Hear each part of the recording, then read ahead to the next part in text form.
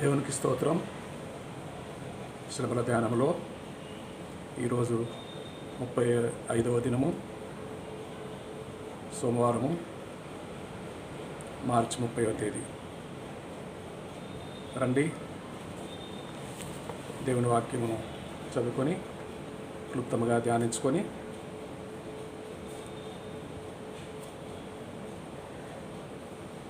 ప్రభుని కృపను బట్టి ముందుకు సాగుదాం. లూకాసు వార్త 23వ అధ్యాయము 27 వచనం నుండి 31 వరకు. గొప్ప జన సమూహమును ఆయనను గూర్చి రొమ్ము కొట్టుకొనుచు దుఃఖించుచున్న చాలామంది స్త్రీలను ఆయనను వెంబడించిరి. యేసువారి వైపు తిరిగి, యెరూషలేము కుమార్తెలారా, నా నిమిత్తము ఏడవకుడి, మీ నిమిత్తమును మీ పిల్లల నిమిత్తమును ఏడవుడి. ఇదిగో గొడ్రాండ్రును కనని గర్భములను పాలి అని స్తనములను ధన్యములైనవి అని చెప్పు దినములు వచ్చుచున్నవి. అప్పుడు మా మీద పడుడని పర్వతములతోనూ మమ్మల్ని కప్పుడని కొండలతోనూ జనులు చెప్పసాగురు. వారి పశ్చిమ రానుకే ఇలాగూ చేసిన ఎడల ఎండిన దానికి ఏమి చేయుదురో అని చెప్పాను. ప్రార్థన.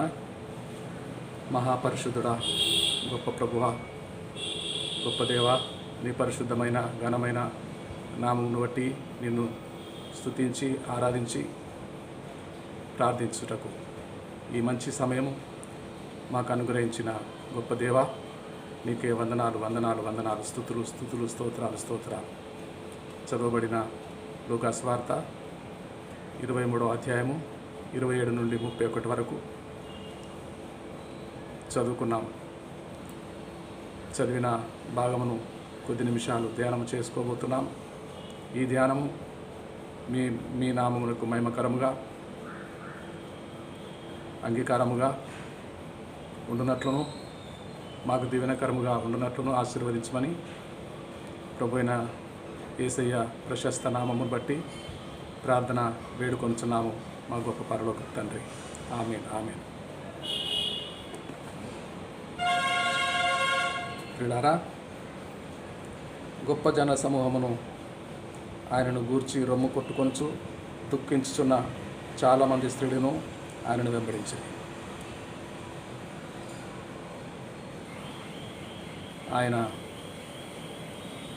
సిలువకు అప్పగింపబడిన దినం, ఆయన మన కొరకు ప్రాణము ధారపోసిన దినం. ఆ ఉదయము ఇంచుమించు 9:30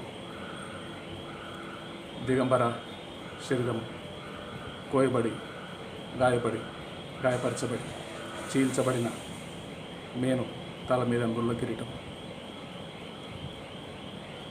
కొరడాలతో కొట్టబడిన అయినా ఆ భారమైన సిలువ మోసుకుంటూ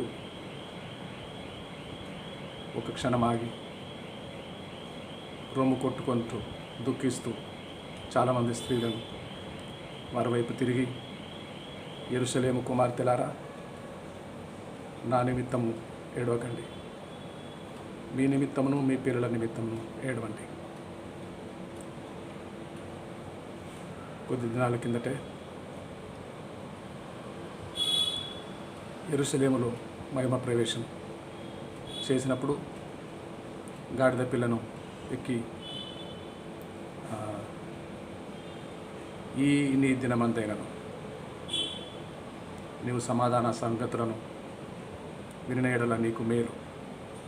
అయితే యెరూషలేము పట్టణమును గురించి ఏడ్చి కన్నీళ్లు విడిచి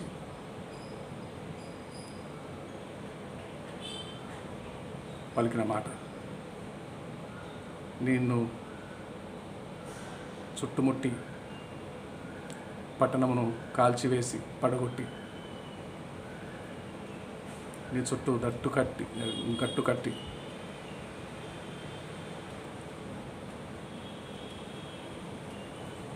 ఆ దినాలు వస్తున్నాయి. ఆ దినాలు వస్తున్నాయి. యెరూషలేము పట్టణము పాడైపోయే శిథిలమైపోయే దినాలు వస్తున్నాయి. పట్టుమని 10 సంవత్సరాలు కాకుండా 40 సంవత్సరాలు ఈరోజు దేవాలయంను కట్టిస్తాడు. పట్టుమని 10 ఏళ్ళు కాకుండా పడిపోతుంది మందిరం. ప్రవచనం చెప్పాడు ప్రభువుల వారు. నిన్ను రాయి మీద రాయి ఉండకుండా పడుగొట్టు దినాలు వస్తున్నాయి. మిమ్మును గూర్చి అమలారా, మిమ్మును గూర్చి ఏడవండి.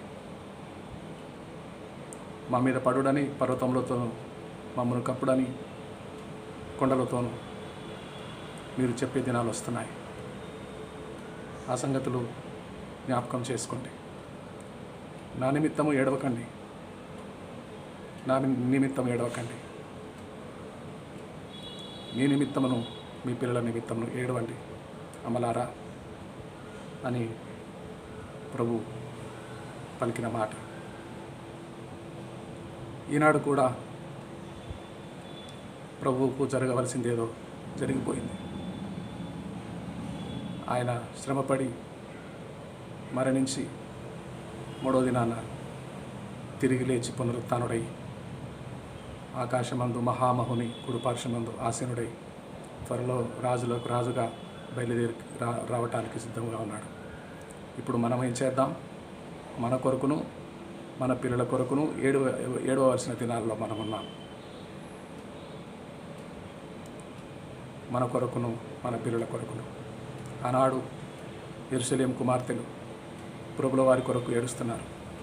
అయ్యో, రొమ్ము కొట్టుకొంచు, గుండెలు బాదుకుంటూ,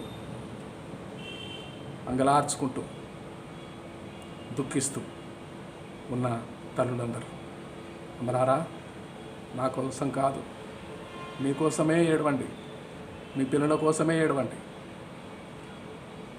పట్టణము పట్టుబడిపోయి కాల్చబడి శిథిలమైపోయి రాయి మీద రాయి నిలవకుండా పడగొట్టబడే దినాలు వస్తున్నాయి. ఎప్పుడో కాదు, పచ్చిమానుకే నాకే ఇలా చేస్తే ఏ పాపము ఎరుగని పావనమూర్తి, దోషమే లేని నిర్దోషి నిరపరాధి, ఎప్పుడు మాట ద్వారా కానీ, చూపు ద్వారా కానీ, చేతుల ద్వారా కానీ పాపమే చేసి ఎరగని పవిత్రమూర్తిని శిలోకు కొట్టి చంపితే, హింసల పాలు చేసి చంపితే, పశ్చిమానుకు నాకే ఇలా చేస్తే మీకోసం ఆలోచన చేయండి. మీకేం చేస్తారు? పశ్చిమాను నాకే ఈ విధంగా చేసిన లోకం, మీరైతే ఒక మంటకే, ఆ మంట వేడి తాకిడికే మాడి మసైపోయి కాలిపోయే ఎండిన పుల్లలు, ఎండిన కట్టెలు మీకే ఏ విధంగా చేస్తారు? ఎందుకంటే పాపంలోనే పుట్టారు, పాపమే చేస్తూ పెరిగారు. మీరు చేస్తున్నదంతా పాపమే. నిర్దోషమైన నిరపరాధినైన ఏ పాపం ఎరుగని నాకే ఈ విధంగా చేసిన లోకం మీకేం చేస్తారు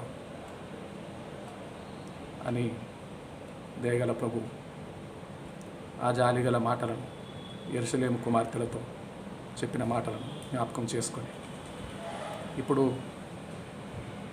మనము మన కోసము మన పిల్లల కోసము ఏడవలసిన అవసరత ఎంతైనా ఉన్నది. ఆనాడు యెరూషలేము కుమార్తెలతో చెప్పిన, ఈనాడు మనందరితో అదే మాట చెప్పిన ప్రభుల వారికి జరగవలసింది జరిగిపోయింది. ఆయన శిలువ మరణము పొందెను, 3వ దినమున ముందే చెప్పినట్టుగా పునరుత్థానుడయ్యను, దేవుని కుడిపార్శ్వమున పరిశుద్ధుని కుడిపార్శ్వమున ఆసీనుడయ్యను. ఇప్పుడు బయలుదేరి రెండోసారి ప్రత్యక్షం కాబోతున్నాడు. ఇప్పుడు మనమేమి చేద్దాం? మన కోసమే పిల్లల కోసమే ఏడవలసిన అవసరత ఎంతైనా ఉన్నది. దేవుని పరిశుద్ధ నామమునకు మహిమ కలుగునుగాక. ప్రార్థన చేద్దామా?